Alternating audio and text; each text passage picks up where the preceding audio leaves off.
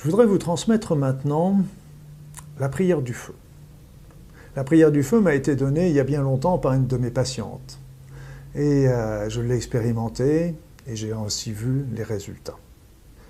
Donc cette prière est une prière d'obédience chrétienne, mais je rassure tout de suite ceux qui ne le sont pas et qui ne sont pas chrétiens ou qui ne sont pas religieux ou qui sont d'une autre religion ou qui sont carrément athées. Il n'y a aucun problème pour faire cette prière, même si vous ne l'êtes pas dans la religion.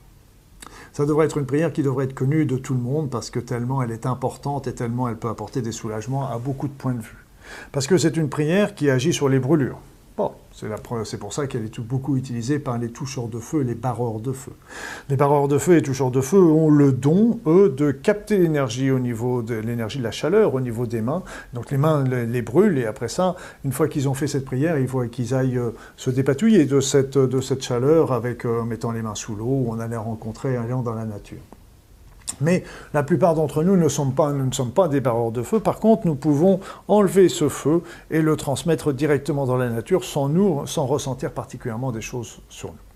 Donc cette prière du feu agit sur la brûlure. Et donc moi j'ai vu ça sur mes patients quand je leur faisais, c'est que ça permettait déjà un soulagement pratiquement immédiat ou dans les minutes qui suivent de la douleur. Ça leur permettait une cicatrisation plus importante et plus rapide, et ça permettait surtout des cicatrisations ad integrum, c'est-à-dire sans lésions, sans brides rétractiles, etc. Il est bien entendu que cette prière ne remplace pas les soins qu'on a à faire sur la brûlure. Il faut bien sûr faire les pansements, faire les désinfections, etc. Ça ne change rien. Par contre, la prière va avoir les bénéfices sur la douleur, sur la cicatrisation, et sur sa rapidité de cicatrisation et sa qualité de cicatrisation.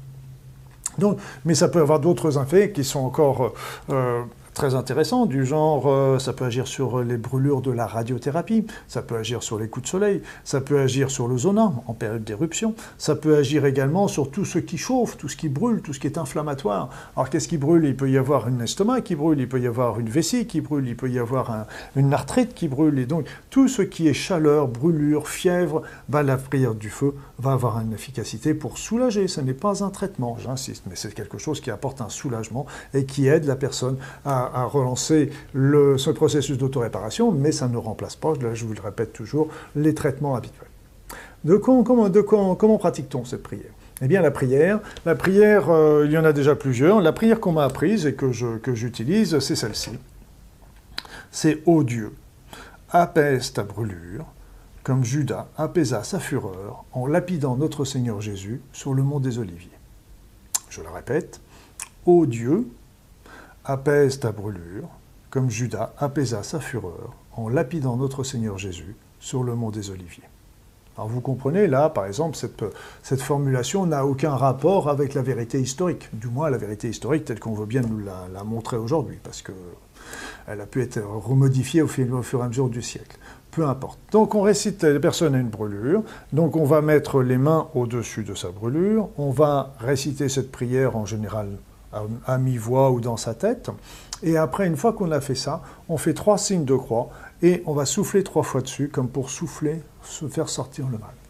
Donc là aussi, là encore, ce signe de croix peut gêner certaines personnes, mais il faut bien comprendre que là encore, rien n'appartient à aucune religion. Moi, j'ai utilisé très souvent des mantras d'origine diverse, de diverses religions, et bien que n'appartenant pas à ces religions, je l'utilise et ça a très bien efficace. Ça a été très efficace. Je connais beaucoup de musulmans, de juifs, d'hindous qui utilisent cette prière sans aucun problème.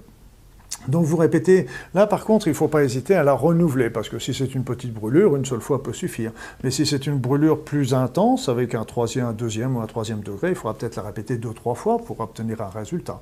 Si c'est une brûlure étendue, il faudra peut-être la répéter plusieurs fois sur les différents points de la surface. Il ne faut pas hésiter non plus, quand c'est des douleurs importantes, étendues, profondes, à les répéter plusieurs jours d'affilée. Mais là encore, le résultat est là à chaque fois, le soulagement et l'accélération de la cicatrisation. Voilà, donc n'oubliez pas que cette prière n'est pas enfermée uniquement dans les brûlures. On peut agir sur beaucoup de choses, tout ce qui brûle au niveau du corps. Ça peut même être un eczéma brûlant qui va être amélioré par ça. Ça peut être une gastro-entérite brûlante qui va être améliorée par ça. Ça peut être une brûlure d'estomac. Ça ne remplace pas les traitements, mais ça va les compléter harmonieusement. Voilà, donc je pense vraiment que je voulais vraiment faire profiter tout le monde de cette prière parce que c'est une prière qui vraiment devrait être diffusée beaucoup plus largement, tellement elle peut être bénéfique et soulager les souffrances dans ce monde.